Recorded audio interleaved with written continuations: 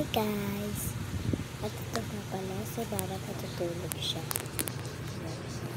At ito na pala, nagsasalpon lang ako.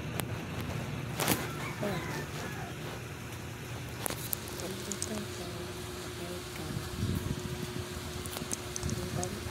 walang hindi ako pumasok kasi Friday na yun. Masyado pa usap ko.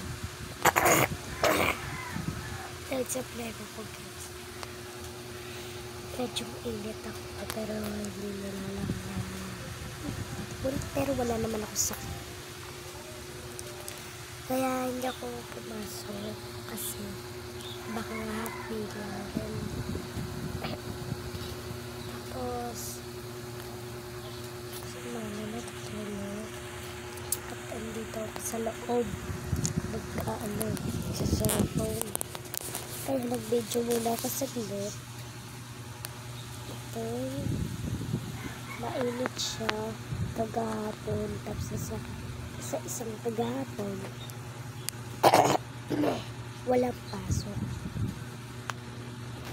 Wala talaga kaming pasok yung kagahapon. Tapos sa isang kagahapon.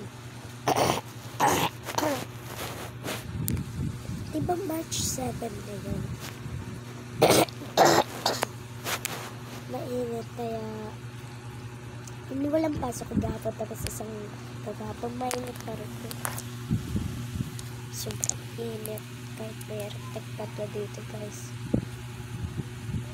Sobrang init na talaga kaya walang pasok kagahapon. Tapos isang kagahapon ngayon si ate lang pumasok kasi puyat ako. Pero puyat rin naman siya. Pero gusto niya lagi siya napasok kasi pag niya pumasok na makakasama niya yung kaklase niya.